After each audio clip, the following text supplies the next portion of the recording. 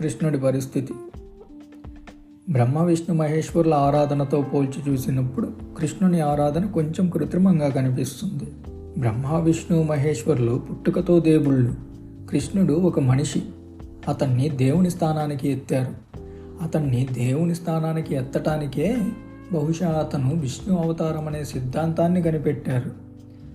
అయినప్పటికీ కూడా అతని దైవత్వం లోపభూయిష్టంగానే ఉండిపోయింది. అతనిని విష్ణువు పాక్షిక అవతారంగా మాత్రమే భావించారు.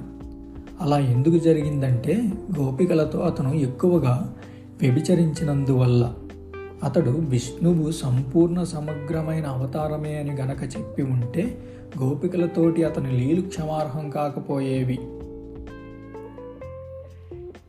ఇలాంటి కించపడదగిన స్థితిలో నుంచి వచ్చినప్పటికీ కృష్ణుడు అందరికంటే కూడా సర్వోత్కృష్టమైన దేవుని స్థానానికి ఎదిగాడు. అతను ఎంత గొప్ప దేవుడయ్యాడో అనే విషయం భగవద్గీత 10 నుండి 14 వరకు చూస్తే సరిపోతుంది. ఈ అధ్యాయాలలో కృష్ణుడు ఏమంటాడంటే, ఓ కురుశ్రేష్ఠ, సరే ఇప్పుడు నా దేవావతారాల గురించి చెబుతాను, కానీ ముఖ్యమైన వాటి గురించి మాత్రమే చెబుతాను. ఎందుకంటే నా లీలా విభూతి విస్తారానికి అంతం లేదు. నేను ఆత్మను, జీవులందరి హృదయాలలో అధిష్ఠించి అంతర్యామిగా ఉన్నవాణ్ణి. ఓ గూఢకేశ, అన్ని జీవుల ఆది మధ్యాంతాలు నేనే.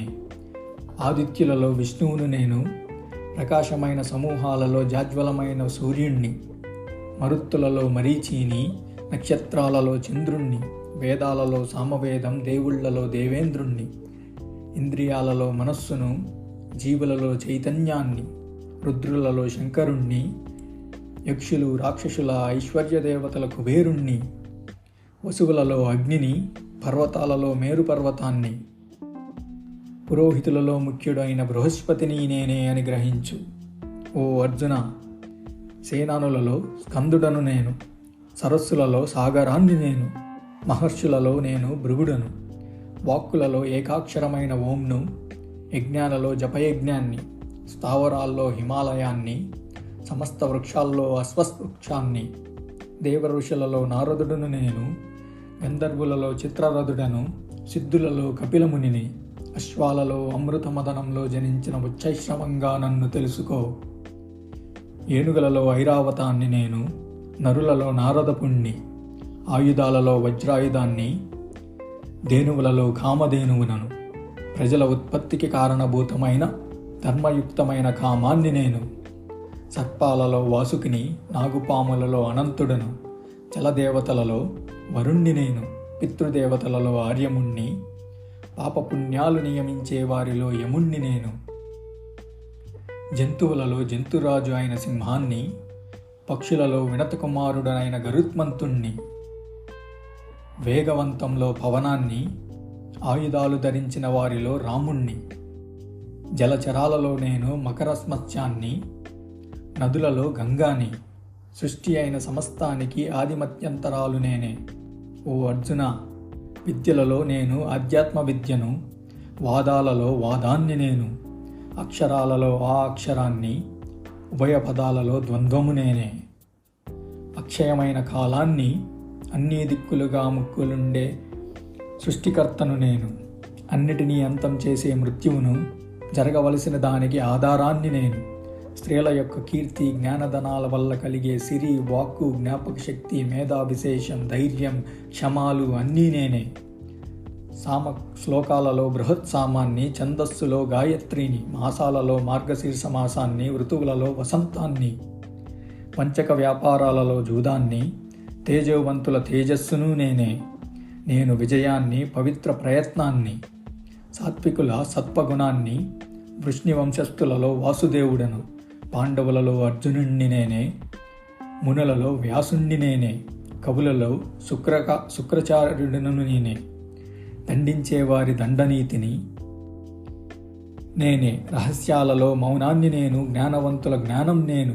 ఓ అర్జున, సమస్త వస్తువుల బీజాన్ని కూడా నేనే. నేను లేకుండా చరాచరాత్మకమైనది ఏదీ ఉండదు. సూర్యునిలో వసిస్తున్న, ప్రపంచాన్ని మొత్తం కాంతివంతం చేస్తున్న, చంద్రునిలోనూ అగ్నిలోనూ ఉన్న తేజాన్ని నేనే అని తెలుసుకో.